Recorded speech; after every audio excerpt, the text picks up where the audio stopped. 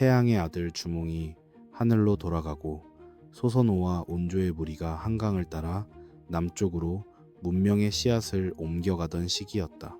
동남쪽의 깊은 산세와 맑은 시냇물이 어우러진 경주 분지의 대지 역시 새로운 주인을 맞이하기 위한 신성한 산골을 겪고 있었다. 당군 앙검이 심어놓은 홍익인간의 뿌리는 이제 보이지 않는 지맥을 타고 남으로 흘러 서라벌의 6마을에 닿았다. 서라벌의 대지는 6개의 마을로 나누어져 저마다의 질서를 지키며 살아가고 있었다.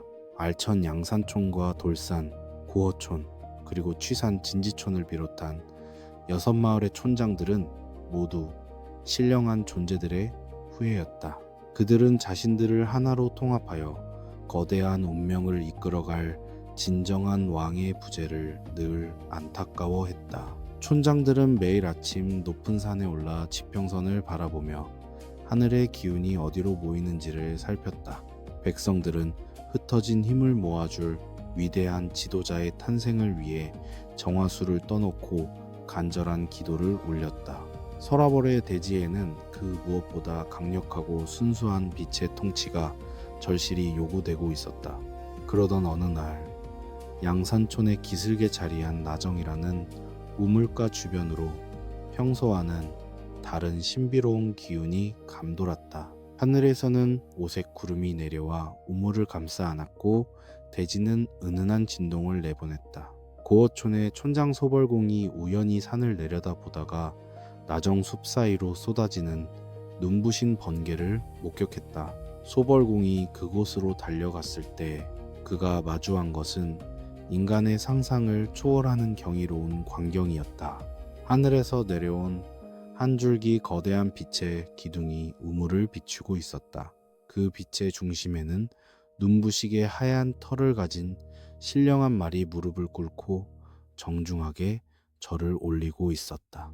백마의 갈기는 은하수의 별빛처럼 빛났고 그 눈동자에는 우주의 모든 지혜가 담겨 있는 듯했다. 백마가 절을 하던 발치 아래에는 자줏빛이 감도는 거대한 알 하나가 신비로운 태양의 무늬를 띠며 놓여 있었다.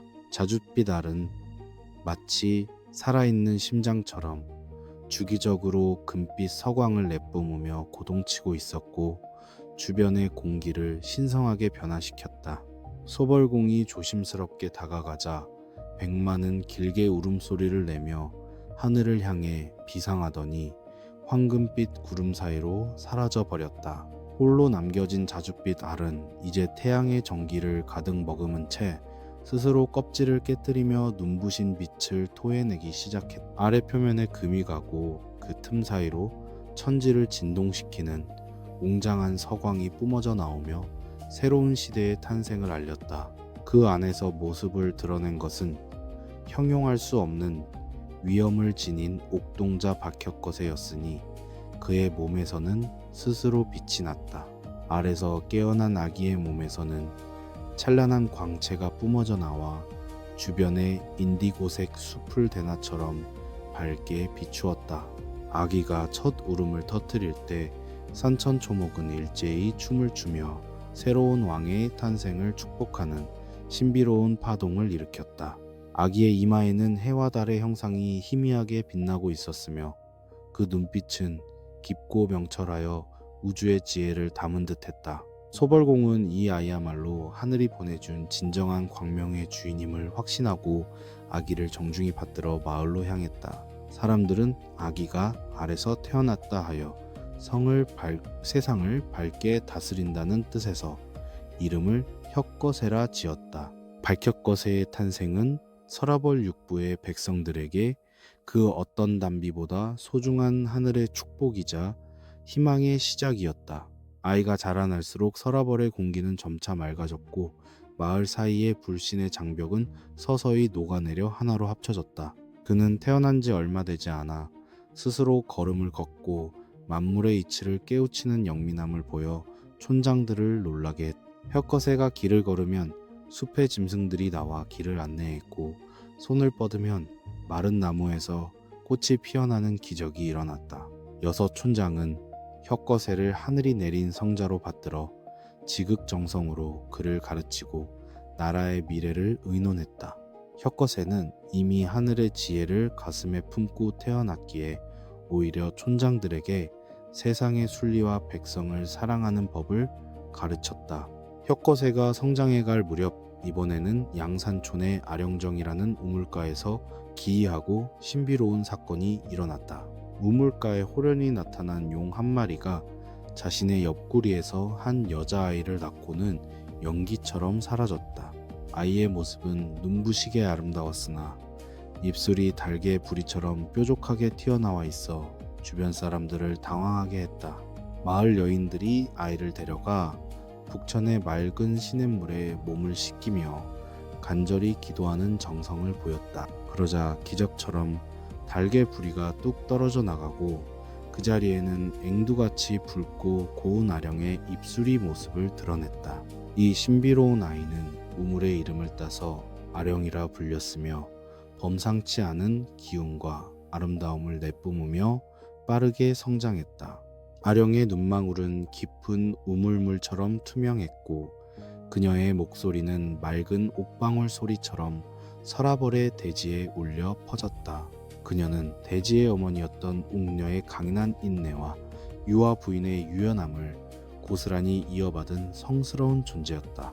그녀가 지나가는 자리마다 대지의 정기가 되살아났고 마른 땅에서는 곡식들이 풍성한 이삭을 틔워냈다. 사람들은 아령을 보며 장차 혁것의 왕과 함께 이 땅의 어둠을 몰아내고 진정한 평화를 가져올 국모임을 확신했다. 하늘의 아들 혁거세와 땅의 딸 아령의 탄생은 서라벌 대지가 새로운 문명의 꽃을 피울 준비를 마쳤음을 의미했다. 여섯 촌장은 혁거세가 13살이 되던 해에 그를 왕으로 추대하여 흩어진 마음을 하나로 모으기로 결의했다. 그들은 알천의 언덕 위에 거대한 제단을 쌓고 하늘의 제사를 올려 혁거세가 성스러운 통치자가 되었음을 공포했다. 혁거세는 나라의 이름을 서라벌이라 선포하고 아령을 왕비로 맞아들여 지상에서 가장 완벽한 결합을 이루었다. 두 사람의 혼례식 날 하늘에서는 눈부신 오색 무지개가 걸리고 땅에서는 향기로운 기운이 솟구쳐온 성안을 가득 채웠다. 이것은 단순한 결합이 아니라 하늘의 지혜와 땅의 생명력이 하나로 합쳐져 새로운 세상을 창조하는 거룩한 의식이었다. 발격거세와 아령 부인은 수레를 타고 팔도를 돌아다니며 백성들의 고충을 직접 살피고 위로했다. 혁거세 왕은 농사짓는 법을 장려하고 백성들에게 누에를 쳐서 비단을 짜는 법을 직접 가르치며 모범을 보였다. 아령 부인은 마을 여인들에게 예절과 가정을 돌보는 지혜를 전수하며 서라벌의 내실을 탄탄히 다져나갔다. 사로국의 백성들은 이제 굶주림을 잊었고 마을마다 평화롭고 흥겨운 노래가 끊이지 않고 울려 퍼졌다. 과거 소별왕이 남겼던 차갑고 엄격한 법도 대신 박혁거세의 따뜻한 광명이 온 누리를 자애롭게 감싸 안았다. 사람들은 이제 서로를 가족처럼 아끼고 존중하며 사로국이라는 거대한 공동체 안에서 하나의 운명이 되었다. 아침 햇살이 나정의 우물물을 황금빛으로 물들일 때 박혁거세는 백성들과 함께 흙을 만지며 노동의 신성함을 몸소 보여주었다. 그의 발자국은 이제 단순한 왕의 행차가 아니라 대지를 일깨우고 만물을 소생시키는 창조의 발걸음이 되었다. 아령은 우물가에서 아낙네들과 함께 물을 기르며 그들의 고충을 듣고 지혜를 나누어 주었다. 그녀의 웃음소리는 서라벌의 평화를 상징하는 영원한 메아리가 되었다. 발격거세와 아령 부인이 나정의 우물가에서 만났던 그 성스러운 인연은 서라벌 대지의 축복의 서광을 드리웠다. 두 성스러운 존재가 나란히 수레를 타고 여섯 마을을 순행할 때마다 하늘에서는 상서로운 구름이 그들의 머리 위를 따라다녔다. 땅에서는 향기로운 기운이 솟구쳐 백성들의 찌든 심신을 맑게 씻어주었다. 발격거세의 몸에서 뿜어져 나오는 광명은 만물의 생명력을 일깨우는 신성한 에너지가 되었다. 아령 부인이 걷는 발자국마다 대지의 전기가 솟아올라 곡식의 이삭이 탐스럽게 맺혔다. 서라벌 육부의 촌장들은 이 두 성주를 이성이라 칭송하며 지극정성으로 받들었다. 발켜것에는 서라벌의 중심에 금성이라는 궁궐을 짓고 나라의 기틀을 닦았다. 그 성벽은 백성을 가두는 담장이 아니라 외부의 시련으로부터 그들을 보호하는 따뜻한 울타리가 되었다. 아령 부인은 권위에 안주하지 않고 몸소 배틀 앞에 앉아 비단을 짜며 백성들에게 본보기를 보였다. 그녀의 가르침은 서라벌 여인들에게 고귀한 기품과 경제적인 풍요를 동시에 선사했다. 아령 부인은 궁궐 안에 맑은 우물을 파고 백성들의 질병을 다스리는 약수를 나누어 주었다. 발켜거세와 아령 부인이 지혜로운 판결을 내릴 때면 서라벌에는 단 한 사람의 억울한 이도 남지 않게 되었다. 사람들은 차가운 갈등을 씻어내고 서로를 형제처럼 아끼는 대동의 세상을 일구어 갔다. 그러는 사이 남서쪽 멀리 떨어진 낙동강 하류의 구지봉 주변에서도 하늘의 거대한 계획이 요동치고 있었다. 그곳에는 9명의 간이라 불리는 추장들이 자신들을 하나로 묶어줄 신성한 왕의 등장을 염원하고 있었다. 어느 날 구지봉 꼭대기에서 인간의 말이면서도 천둥 같은 위엄을 지닌 신의 목소리가 들려왔다. 9강과 백성들은 그 신령한 부름에 이끌려 일제히 산 정상으로 구름처럼 몰려들었다. 하늘에서는 보랏빛 줄기가 내려와 산봉우리를 감싸 안았고 대지는 새로운 주인의 강림을 예고했다. 하늘의 목소리는 백성들에게 흙을 파헤치며 춤을 추고 노래를 부르라고 명했다. 머리를 내밀어라. 그렇지 않으면 구워 먹으리라는 기묘한 주술적 노래가 온 산천에 울려 퍼졌다. 사람들의 목소리가 하늘 끝에 닿았을 때 갑자기 구름 사이로 눈부신 황금빛 줄기가 내려와 산 정상에 닿았다. 그 줄기 끝에는 붉은 보자기가 씌워진 금합 하나가 매달려 있었으며 그 안에는 황금알 6개가 놓여 있었다. 황금알들은 마치 살아있는 생명체처럼 스스로 빛을 내뿜으며 고동치고 있었다. 9가는 두려움과 경외심을 느끼며 그 금합을 소중히 받들어 마을의 정갈한 방으로 옮겼다. 이튿날 아침 동이 터올 무렵 6개의 황금알은 일제히 껍질을 깨뜨리며 어린아이들의 모습으로 변했다.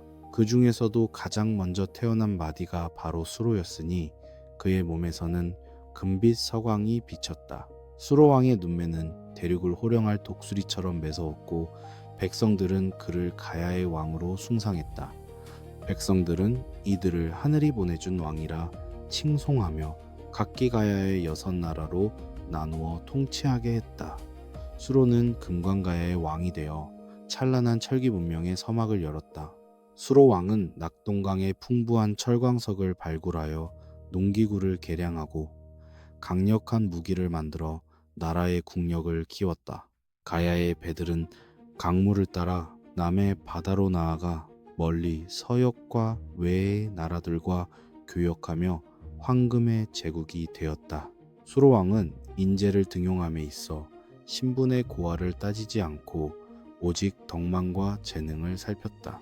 한편 서라벌의 박혁거세와 아령 부인은 가야의 수로왕이 등극했다는 소식을 듣고 기쁨의 제사를 올렸다.